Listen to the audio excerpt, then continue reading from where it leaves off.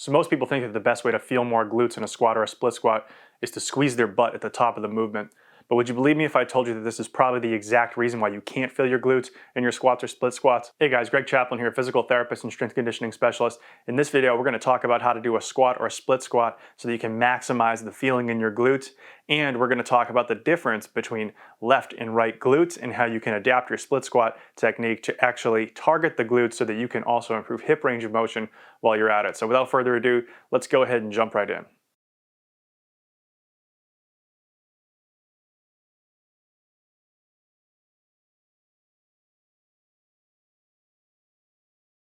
So let's first talk about why we might feel more glutes or really any other muscle in a specific exercise. So obviously if we increase the weight or we increase the reps, we're going to feel more of the muscles that are working during that exercise. But if we're trying to target a muscle, it's going to really be more about trying to get that position that we're loading the muscle in to be very, very precise. So in general, a muscle will go through a lengthening position in an exercise and then a shortening position.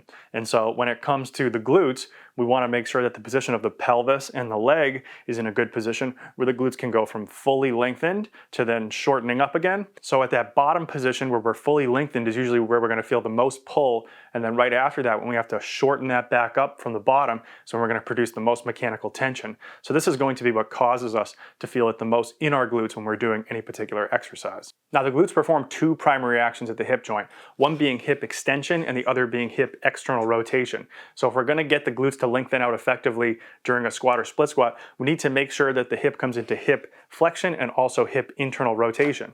So it should also be noted that there's several other hip external rotator muscles on the backside of the pelvis that can limit this hip internal rotation. So if these are a factor as well, we want to make sure we can feel those lengthening out at the bottom of that squat or split squat as well.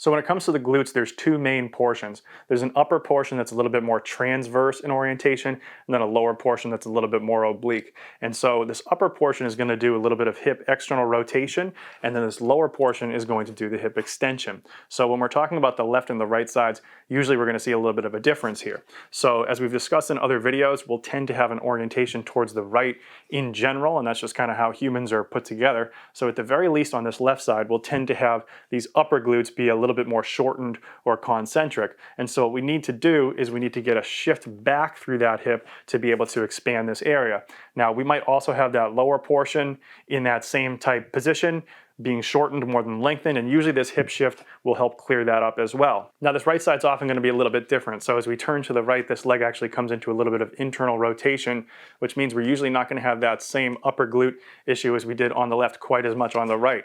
However, as we get shifted further over towards the right, we have our sacrum coming closer to our femur on this side, which means our lower glutes are going to tend to be a little bit shorter or stiffer on that side. And we're usually going to have to move away from that leg with the pelvis and then turn slightly into external rotation in order to square this sacrum to the front instead of its right facing position. So depending on how far over to the right we actually shift, we might get this hip hiking up or coming into a little bit of a lateral pelvic tilt.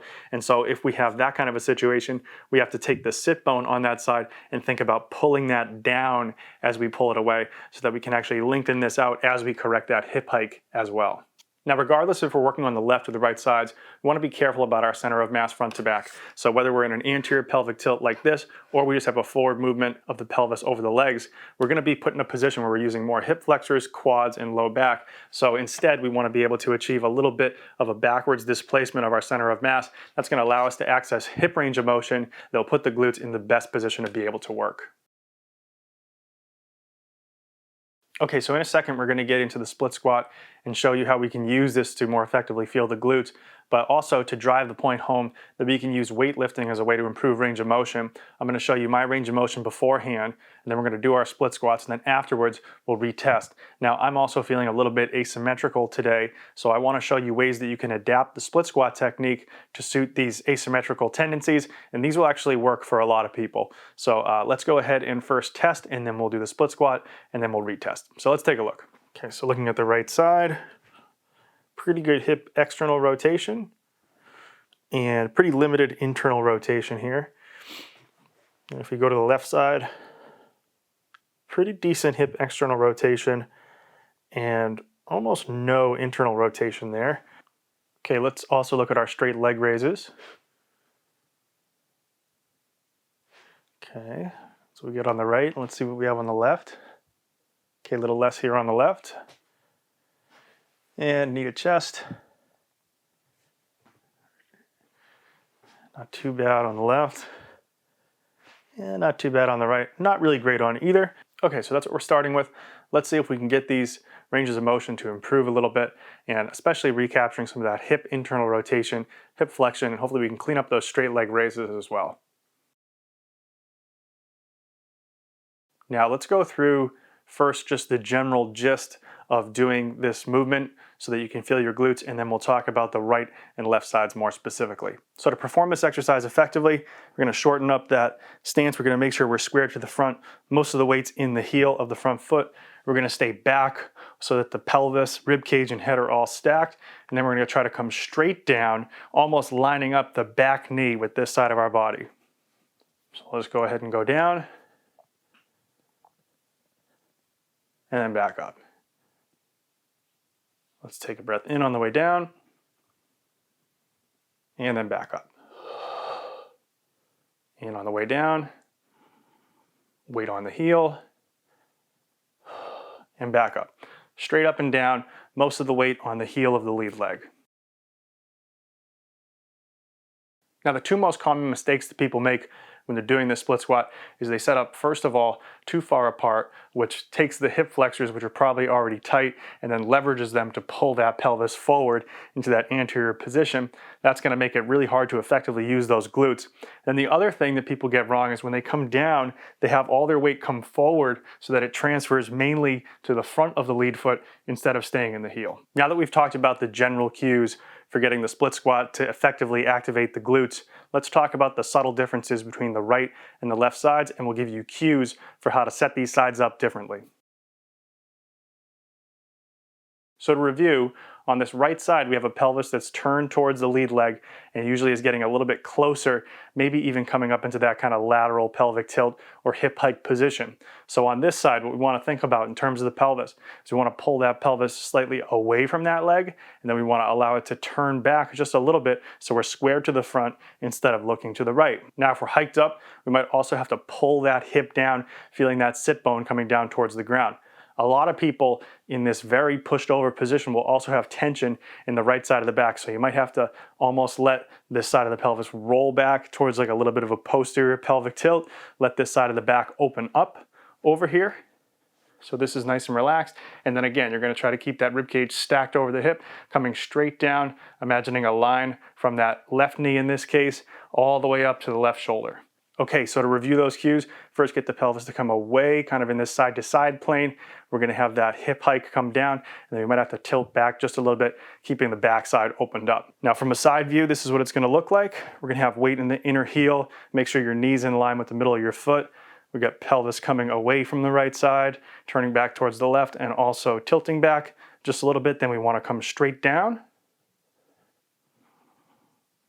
And exhale, pushing down through the heel. Away, back slightly, keeping the back relaxed, making sure we're squared to the front. Inhale down,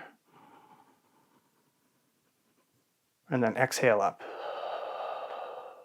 Inhale down, and exhale up. So to review what's going on the left side, remember we're turned towards the right. So those upper glutes at least, if not also those lower glutes, are a little bit concentric or short in terms of their position. So in order to alleviate this, we're going to imagine with the back of the left SI joint, we're going to almost shift back and bring this leg into a little bit of internal rotation. So from a side view, you can see we're pulling back. What you want to make sure is that the inner part of your foot stays down and the knee doesn't come outside your foot as you're doing this. And you're, again, going to have a relaxed back so that you're nice and stacked with your rib cage over your pelvis. So on this left side, we want to shift back through that left SI joint, pulling this front hip into a little bit of internal rotation, making sure we can still keep that foot flat, making sure the knee doesn't deviate way far outside of the leg, so keeping that in line with the center of the foot. Make sure you have the back relaxed as well.